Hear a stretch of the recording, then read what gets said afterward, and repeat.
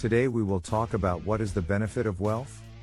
If you live in an apartment, you think that homeowners are rich. Us homeowners think that the people who live in mansions are rich. The mansion dwellers think that Oprah is rich. And Oprah?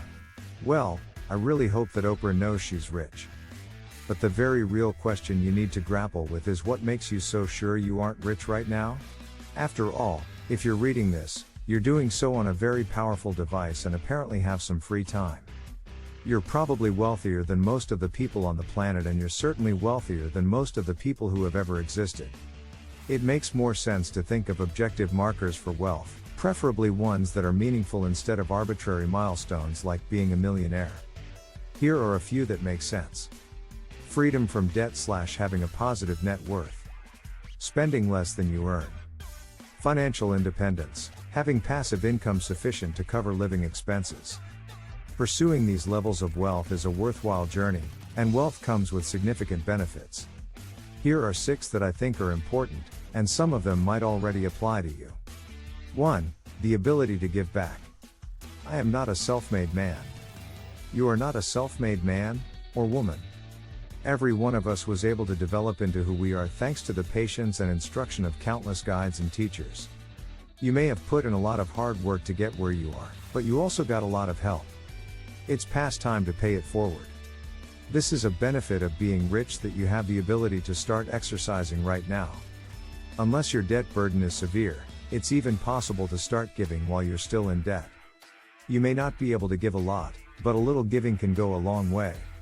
It only costs $38 a month to sponsor a child through Compassion International. 2. The freedom to pursue what matters. Money is important because it's the currency with which society interacts with each other. But there are plenty of things that are more important, such as family and community.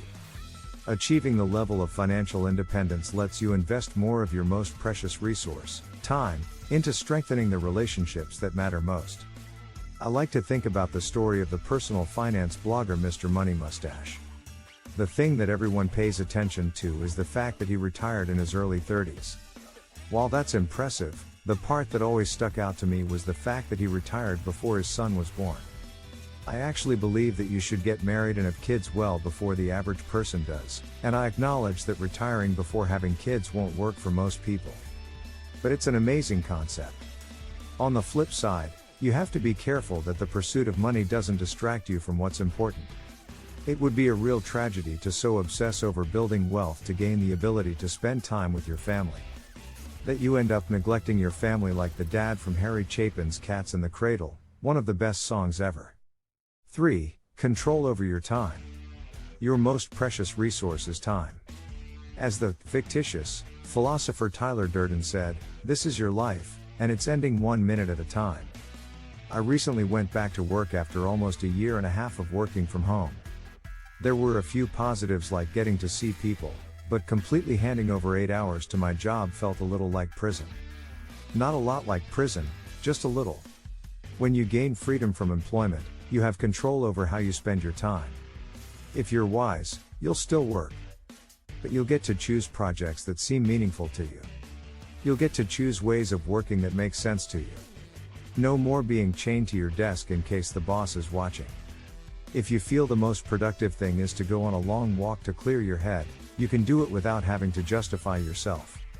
This is a freedom you can enjoy if you have enough invested to retire, but it's also a freedom you can create through becoming self-employed. The ability to find profit without a traditional job is a door to far more freedom than the world of 9 to 5 has to offer. 4. Freedom from worry. This one is part money, and part psychology. The objective fact is that the stronger your financial situation becomes, the less you have to worry. But your subjective experience will be that you can worry when there is danger and you can worry when there is safety. On the objective side, when you are free from debt, you don't need to worry about things like losing your house. As Dave Ramsey says, 100% of the houses that are repossessed carry a mortgage. When you spend less than you earn, you can start investing and building an emergency fund. Not only does the emergency fund provide a buffer against life's catastrophes, but just the fact that there is a gap between what you spend and what you earn is a margin of safety. When you achieve financial independence, you no longer have to worry about losing your job or about how much active income you pull in this year. Any active income at all is just gravy when you have enough to never work again.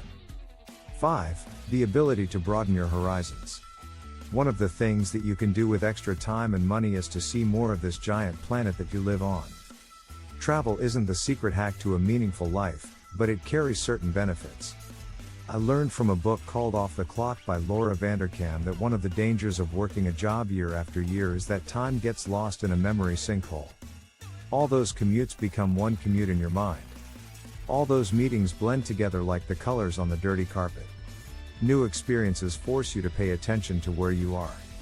You can't cruise by on autopilot while secretly worrying about something else because you have no invisible scripts to help you navigate your current environment. This focus allows you to create deeper memories and to help slow time down, in a good way. It's important to remember that you are really three people. The remembering self, the experiencing self, the anticipating self. These three selves refer to your relationship with the past, present, and future. A well-executed travel adventure can enrich all three selves, as you have the trip to anticipate, the novelty to capture your attention, and the memories to savor. Of course, chances are you're already rich enough to travel. You are definitely rich enough to plan smaller trips or even micro-adventures.